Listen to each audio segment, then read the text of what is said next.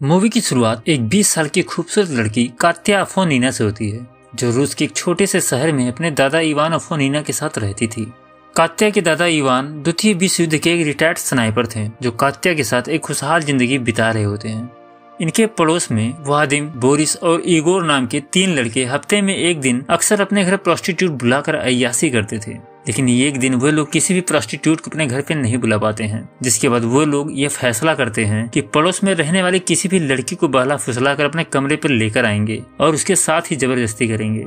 ये लोग आपस में ही बात कर रहे होते हैं कि तभी बोरिस की नजर पास से गुजर रही कात्या पे पड़ती है, जिसे देखकर वादिम बताता है कि ये लड़की तो मेरे साथ स्कूल में पढ़ती थी। इगोर जब ये सुनता है तो वो उन दोनों से कहता है कि क्यों ना आज हम इसे ही अपने कमरे पे बुला लें, और यही सोचकर वादिम और इगोर इससे बात करने के लिए जाते हैं। वे दोनों कात्या को कुछ वक्त के लिए अपने घर पे चलने के लिए कहते हैं।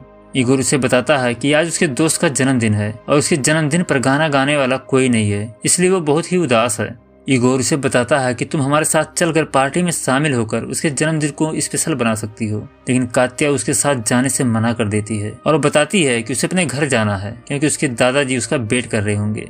जब वे दोनों कात्या की इस बात को सुनते हैं तो अपने घुटनों पर बैठ जाते हैं और कात्या को कुछ समय के लिए अपने साथ चलने के लिए मना लेते हैं।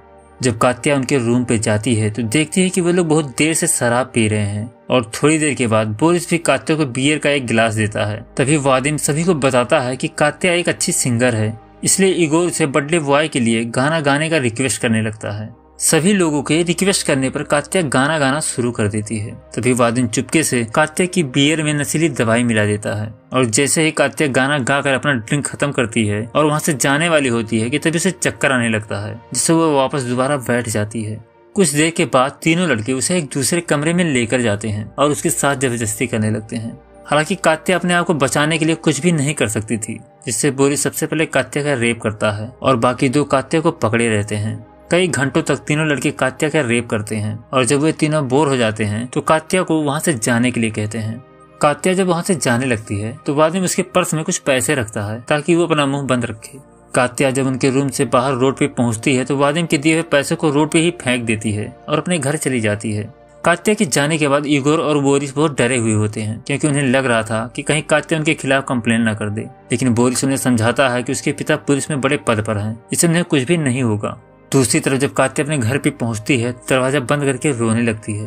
कात्या के दादाजी जब उसे देखते हैं तो उन्हें उसकी हालत देखकर समझने में देर नहीं लगती है कि उसके साथ क्या हुआ है।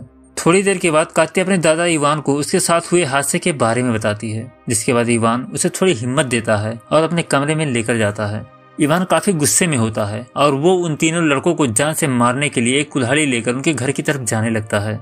इवान के हाथ में कुल्हाड़ी को देखकर उसका एक पड़ोसी एलेक्सी उसे रोकता है, जो कि एक लोकल पुलिसकर्मी होता है।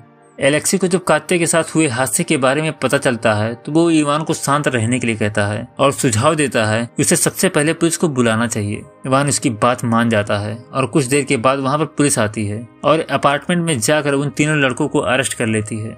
पुलिस वाले उन तीनों को अलग अलग कमरे में ले जाकर टार्चर करती है, लेकिन वे तीनों उन्हें कुछ भी नहीं बताते हैं।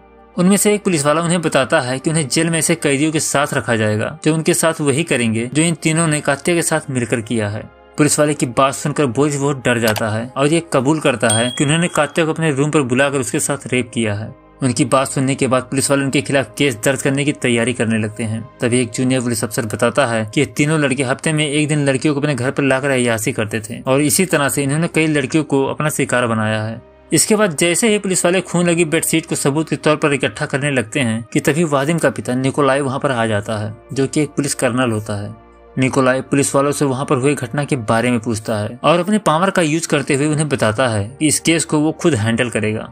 निकोलाई की बात सुनने के बाद पुलिस वाला उसे बताता है कि तीनों लड़कों ने अपना अपराध कबूल कर लिया है और उन्हें घटना स्थल पर खून से सनी एक बेडशीट भी मिली है, जो कात्या को इंसाफ दिलाने और लड़कों को हिरासत में लेने के लिए काफी है। निकोलाई जब पुलिस वालों की बात को सुनता है तो बहुत गुस्सा होता है और उनसे कहता है कि तीनों लड़कों को मेरे ऑफिस में लेकर आओ। निकोलाई ये सब अपने बेटे को बचाने के लिए कर रहा होता है, और जब पुलिस वाले तीनों लड़कों को लेकर निकोलाई के ऑफिस में जाते हैं तो निकोलाई उनसे सामान्य पूछताछ करने के बाद छोड़ देता है। अगले दिन इवान जब सोकर उठता है तो उसे कात्या कहीं दिखाई नहीं देती है। इसके बाद इवान उसे पूरे घर में ढूंढने लगता है। कुछ देर के बाद इवान को पता चलता है कि कात्या ने खुद को बाथरूम में बंद कर लिया है, जहाँ कात्या पूरा दिन लगातार रोती रहती थी। बाथरूम से निकलने पर कात्या इवान को बताती है कि वो शीशे में खुद से नजर नहीं मिला पा रही है। इवान जब ये सुनता है तो अपने आप को बहुत ही बेबस पाता है, क्योंकि वो कात्या के लिए कुछ भी नहीं कर पा रहा था। इवान कात्या से उसका मेडिकल चेकअप कराने के लिए अपने अपार्टमेंट में तीसरी मंजिल पर रहने वाली डॉक्टर को बुलाने के लिए कहता है, लेकिन कात्या ये कहकर मना कर देती है कि वो नहीं चाहती कि किसी को पता चले कि उसके साथ क्या हुआ है। इवान जब कात्या की इस बात को सुनता है तो उसे बताता है कि आसपास के सभी लोग उसके साथ हुई घटना के बारे में जानते हैं, क्योंकि पुलिस वालों ने उन लड़कों को अपार्टमेंट में छापा मारकर पकड़ कर ले गई थी।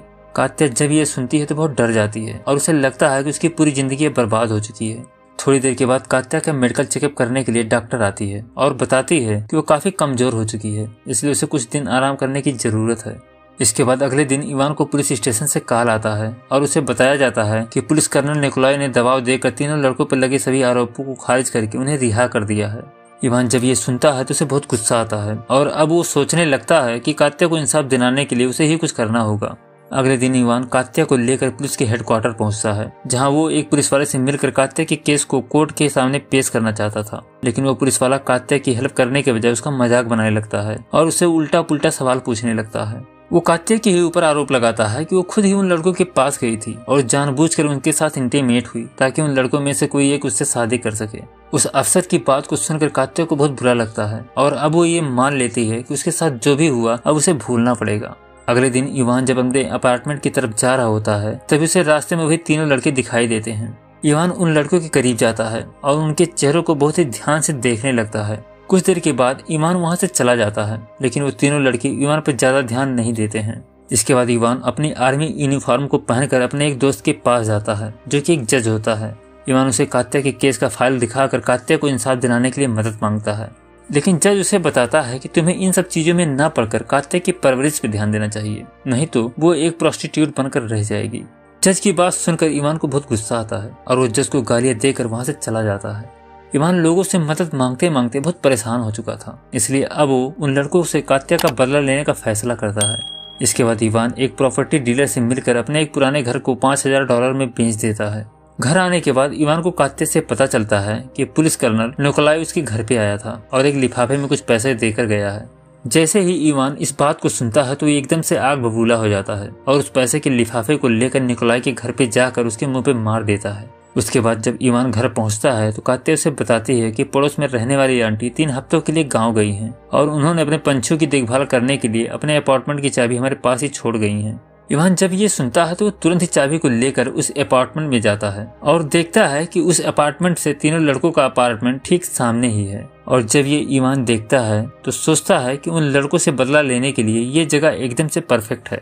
इसके बाद इवान मार्केट में जाता है और एक हथियार बेचने वाले डीलर से कांटेक्ट करता है। डीलर उसे पिस्टल और रिवॉल्वर दिखाता है, लेकिन इवान उससे बताता है कि उसे एक राइफल चाहिए। क्योंकि उस डीलर के पास राइफल नहीं होती है, इसलिए इवान वहां से जाने लगता है। तभी एक और डीलर इवान के पास आता है और बताता है कि उसके पास वो हथियार है जो इवान को चाहिए और वो उसे सही दाम मिलने पर बेच सकता है।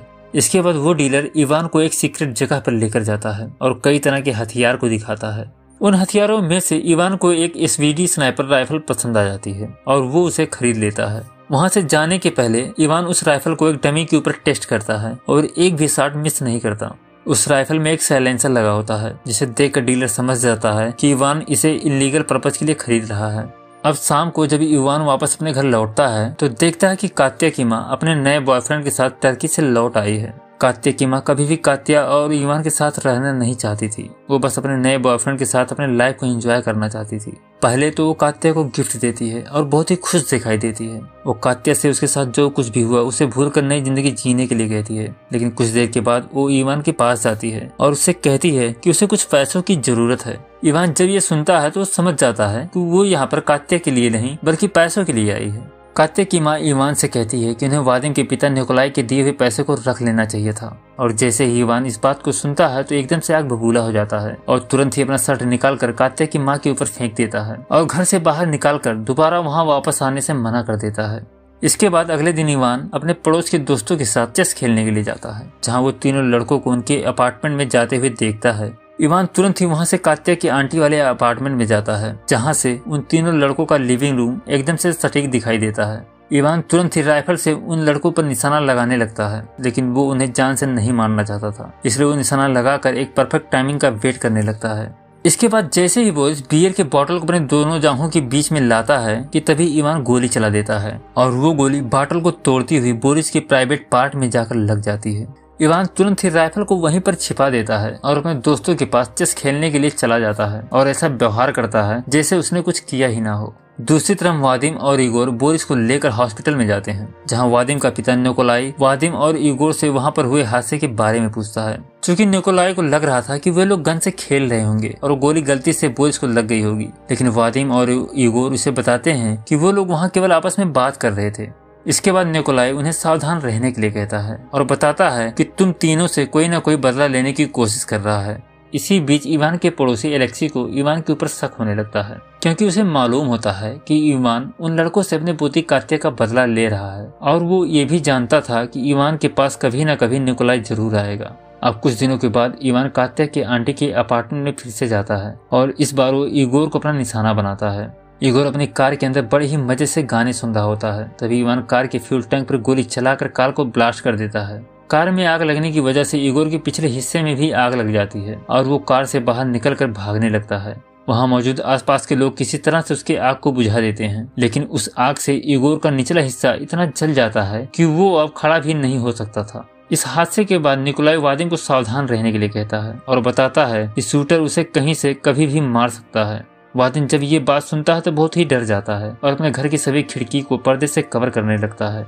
दूसरी तरफ इवान का पड़ोसी एलेक्सी इवान से मिलने के लिए उसके घर पे जाता है, लेकिन इवान घर पर मौजूद नहीं होता है। जब इवान के बारे में एलेक्सी कात्या से पूछता है तो कात्या उसे बताती है कि वो अक्सर पक्षियों की देखभाल करने के लिए उनकी आंटी के अपार्टमेंट में जाया करते हैं। और जब एलेक्सी को पता चलता है कि कात्या की आंटी का अपार्टमेंट उन लड़कों के अपार्टमेंट के ठीक सामने है जहाँ हादसे हुए हैं, तो वो चुपके से कात्या की आंटी के अपार्टमेंट की चाबी को अपनी जेब में रख लेता है ताकि वो ये चेक कर सके कि उसका शक सही है या नहीं। उसी समय निकोलाई और उसके पुलिसकर्मी इवान के घर सर्च वारंट के साथ पहुंचते हैं, क्योंकि उन्हें यकीन होता है कि उन लड़कों के साथ हुए हादसे के पीछे इवान के ही हाथ है। वह लोग इवान के घर में राइफल को ढूंढने लगते हैं, लेकिन उन्हें उसके घर में कुछ भी नहीं मिलता है। ठीक उसी समय कात्या की आंटी वहां पर अपने घर की चाबी लेने के लिए आ जाती है। निकोलाई को जब पता चलता है कि इवान के पास एक और घर की चाबी है तो वो उस घर को भी चेक करने के लिए कहता है। इवान जब ये सुनता है तो बहुत ही घबरा जाता है, क्योंकि उसने राइफल को उसी घर में छिपाया था। और जब पुलिस वाले कात्या की आंटी के घर में तलाशी लेना शुरू करते हैं तो उन्हें कहीं भी कोई भी राइफल नहीं मिलता है। इसके बाद निकोलाई इवान से उसके बेटे वादिम को कुछ भी न करने के लिए रिक्वेस्ट करता है, जिस पर इवान उसे बताता है कि वो वादिम के साथ पहले ही कुछ कर चुका है। निकोलाई जब ये सुनता है तो बहुत ही घबरा जाता है और तुरंत ही वादिम को देखने के लिए वहाँ से चला जाता है। निकोलाई के जाने के बाद इवान कात्या की आंटी को बताता है कि उसने वादिम के साथ कुछ भी नहीं किया है, लेकिन वो एक रेपिस्ट है और इससे बुरा उसके साथ और क्या हो सकता है। दूसरी तरफ निकोलाई जब अपने घर पहुंचता है तो उसके घर का दरवाजा बंद होता है, इसलिए निकोलाई वादिम से दरवाजे को खोलने के लिए कहता है। और जब वादिम दरवाजे को नहीं खोलता है तो निकोलाई अपने गन से लॉक को तोड़ देता है। उधर दूसरी तरफ वादिम को लगता है कि उसे मारने के लिए बाहर शूटर आया हुआ है, इसलिए वो अपने पिता निकोलाई को ही गोली मार देता है। यहाँ हमें पता चलता है कि कई दिनों से डर के कारण वादिम अपना मानसिक संतुलन खो चुका होता है। पुलिस ऑफिसर एक साइकियाट्रिस्ट को बुलाता है, लेकिन उसकी स्थिति को देखकर उसके ठीक होने की उम्मीद बहुत ही कम दिखाई देती है। दूसरी तरफ हम इवान को एलेक्सी से बात करते हुए देखते हैं, जो इवान को अपने घर चलने के लिए कहता है और उसे बताता है कि उसने ही निकोलाई के राइफल खोजने से पहले ही उसे वहां से हटा दिया था। वो उसे बताता है कि उसे मालूम है कि उन लड़कों ने गलती की थी और वो इवान को केवल वार्निंग देकर वहां से जाने देता है।